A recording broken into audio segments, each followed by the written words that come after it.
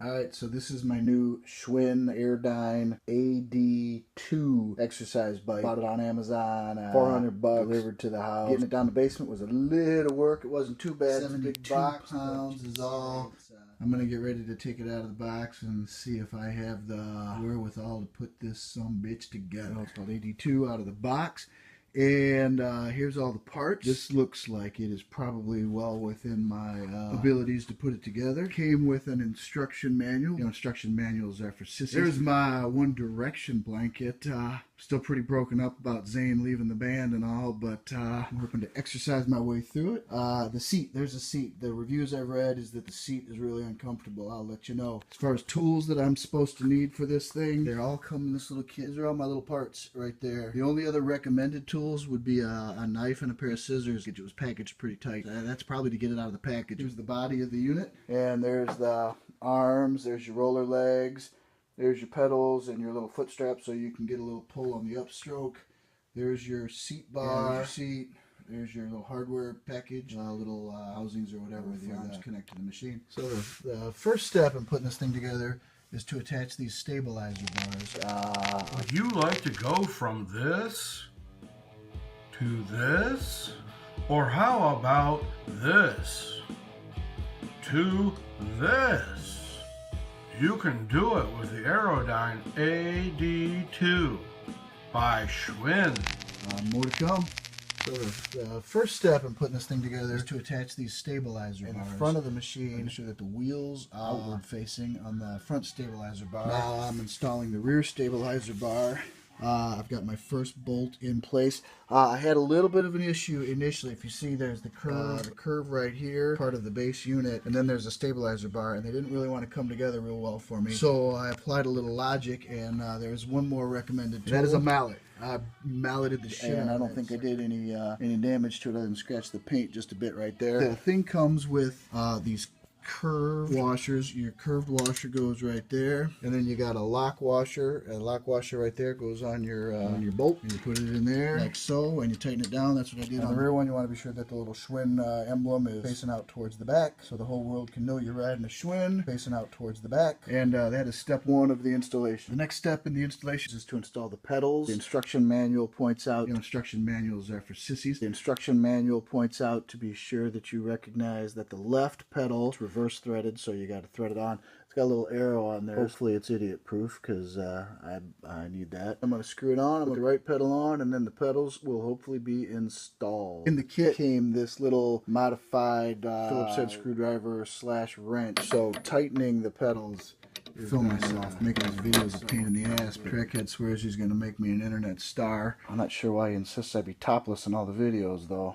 The next step in this process is to attach arms, and it turns out these things that aren't just a housing, they're also a footrest. So that part right there, this part right here is a footrest, so that you can put your feet up there and only work your arms. So I'm working on the right side here, kind of slide that baby in like so. I did it wrong. And then this part here will spin it around, line up the hole. This piece will go on like so, and then I'll use the washer, lock washer, and nut just like I did for putting on the stabilizer bars.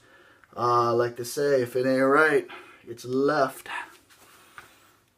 So I have temporarily misplaced one of these damn bolts, and I mean, like, I literally had it 5 minutes ago. I put the lock washer on it. There's the regular washer. It was here. And now it's gone. So I'm halted until I find this bolt, and it's getting on my nerves because it's here. It's here. It is here. Sure as anything, it's here. One of the potential problems that I have discovered with the unit while I'm assembling it is you got this big fan unit right there. And if that fan unit gets going really fast, and I wanted to slow it down by, say, sticking my fingers in there and stopping it. These little grates here are a little too narrow for me to get my big fingers in there. At any rate, until I find this bolt, I'm stalled. So I got my friend Vandelay, the ex-murderer Silva, trying to help me find this bolt, but neither one of us is having any luck.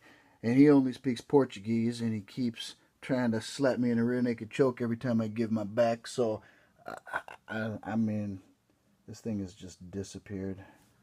Well, Vandelay found my nut, so I'm back in business. If it ain't right, it's left. Well, once I put the phone down and used both hands to put this thing on, it popped on. Piece of cake, no problem. Slides right in, looks like it belongs there. The next piece of the puzzle here is this cable, and this cable just got a little jack right there, and it plugs into a port, pop like so, and you're in business. The next piece of the puzzle is to install the seat onto the seat pole. It has holes in the front, which will match up first with that thing right so there. Seat height. See, I got 3 holes right there on the top of the seat pole. 3 nuts on the bottom of the seat. Trying to do this shit one-handed is not working out. Okay, the seat is assembled, it's mounted, it's in place. It's on these little foot straps. I'm going to have to level it. There are some levelers. I don't know if I'm going to show that or not. It's pretty This is the fully assembled unit. All ready to go. Features that I really liked about it, and the reason I bought it, I don't particularly like electronically adjusted resistance settings. The only way to increase resistance on this is all about the fan. It's an Airdyne pedal. The more wind resistance you get, blows a little air back up at you. I like that because I'm always kind of hot. I'm a big boy. It's just simplicity. I like a simple exercise machine. This is a simple exercise machine. The fan is plastic. The housing on the fan is plastic. A lot of plastic parts. This is like a 10-year machine necessarily. But like I said, it was around $400 delivered to the house. If I get maybe 3-4 years out of this baby, I'll be as happy as I could be. I'm going to take her for a ride here in just a few.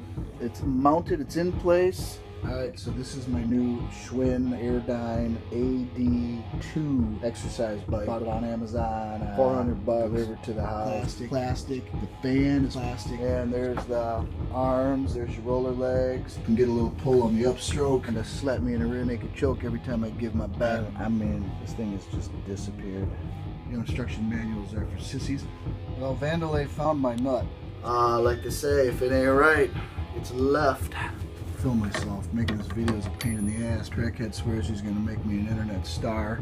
I'm not sure why he insists I be topless in all the videos though. More to come.